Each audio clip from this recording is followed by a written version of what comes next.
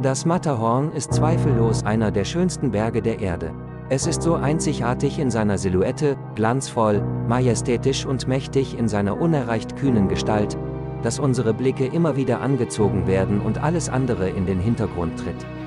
Wir fühlen, dass die Natur hier etwas Außergewöhnliches geschaffen hat.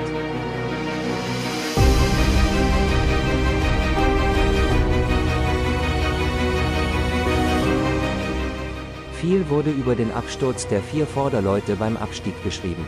Jedoch findet man nirgends verlässliche Angaben von der genauen Absturzstelle vom 14. Juli 1865. Hier möchte ich meine Recherchen zusammenfassen und aufzeigen, wo sich das Unglück höchstwahrscheinlich abgespielt haben muss.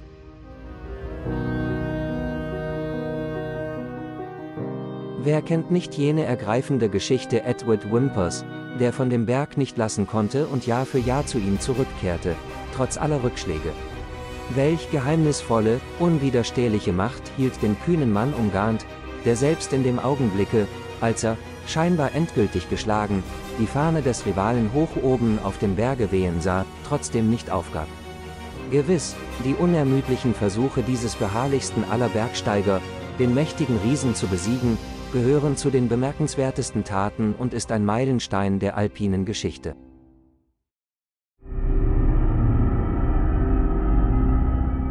Einen geheimen Rivalen hatte Whymper in Jean-Antoine Carrel, dem Bergführer aus Val Tournanche.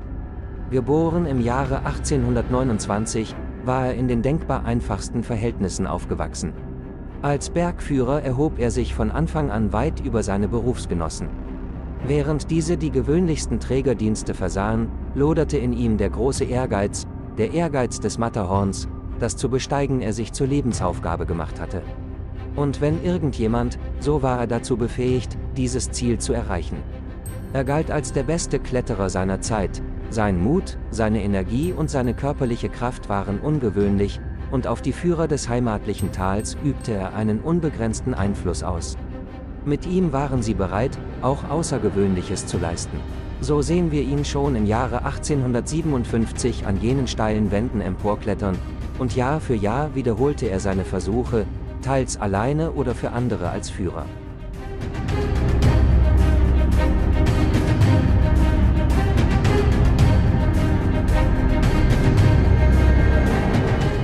Die Erstbesteigung gelang schlussendlich jedoch Edward Whymper und seinen Gefährten, welche am vermeintlich schwierigeren Nordostgrat besser vorankamen als gedacht und nur wenige wirklich schwierige Passagen zu bewältigen hatten. So schwenkten sie ihre Hüte am 14. Juli 1865 auf dem Gipfel des Matterhorns mit dem überwältigenden Gefühl, als erste Menschen auf diesem Berg stehen zu dürfen.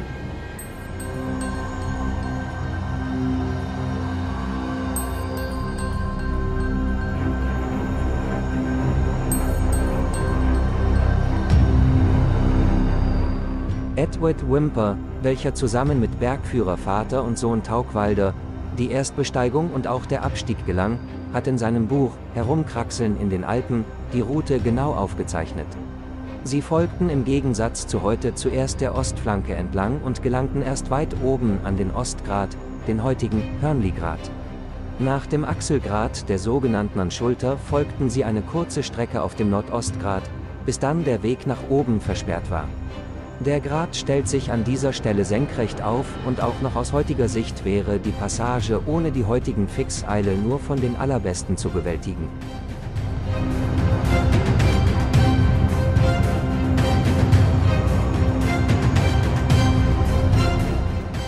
Der rote Punkt markiert die Absturzstelle beim Abstieg.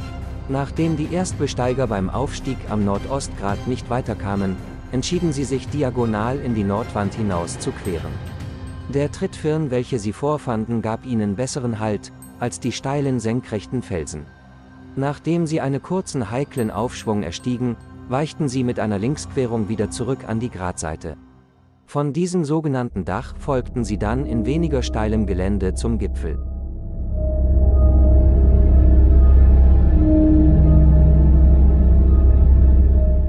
Beim Abstieg folgten die Pioniere derselben Route. Anfänglich noch getrennt in 2 Seilschaften. Kurz bevor sie wieder an der Schlüsselstelle angelangten, verbanden sie die beiden Seilschaften mit einem dünnen Verbindungsseil. Das Unglück geschah gemäß Whimpers und Tauchwalders Aussagen an der besagten heiklen Stelle.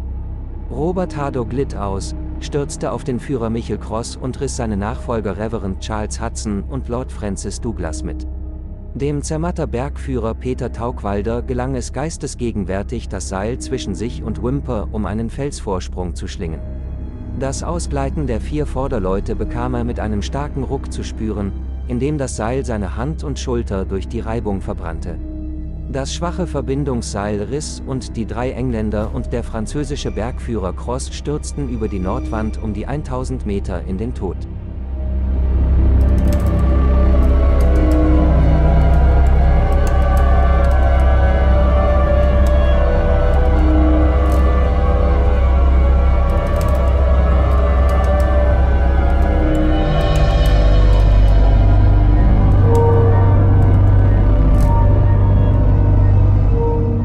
Einige Ausrüstungsgegenstände der verunglückten Erstbegeher sind auch heute noch im Matterhorn-Museum in Zermatt zu sehen. Ebenso das zerrissene, dünne Verbindungsseil ist dort aufbewahrt. Ein paar Tage später wurden die zerschmetterten Leichen unten am Matterhorn-Gletscher gefunden. Alle bis auf Lord Douglas, dessen Leichnam nie gefunden wurde, außer ein paar Utensilien wie beispielsweise der Schuh, welcher heute noch im Museum zu sehen ist. Wahrscheinlich ist er am Gletscherschrund in einer Spalte verschwunden. Dies war das tragische Ende einer so kühnen Truppe.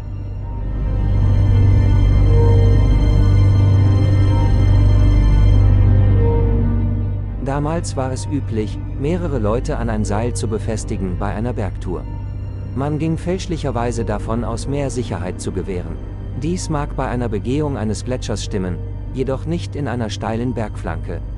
Daher werden heute schwierige Touren fast ausschließlich in Zweierseilschaften unternommen.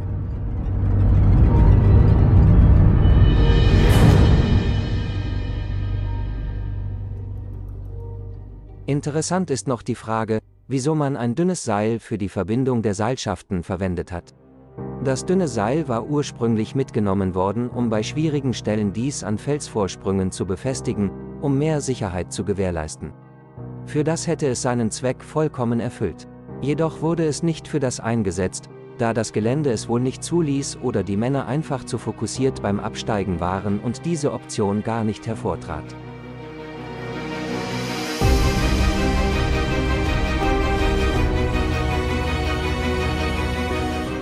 Es gilt noch zu erwähnen, dass in späteren Jahren Whymper einem Freund erzählt hat, dass er kurz vor Erreichen des Gipfels sich von der Seilschaft mit einem Messer losgeschnitten habe und mit Cross einen Wettlauf veranlasste, da er als erster der Gipfel erreichen wollte, was ihm dann auch gelang.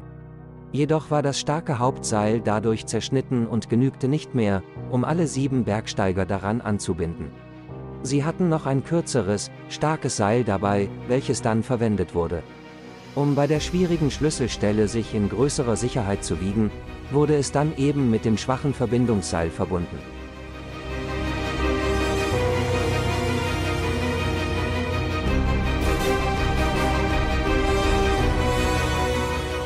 Als letzter der Erstbesteiger verstarb Peter Tauchwalder Sohn im März 1923 in Zermatt. Er konnte vom Ruhm wohl am meisten profitieren und durfte als Bergführer viele Gäste auf das Matterhorn und die umliegenden Berge begleiten.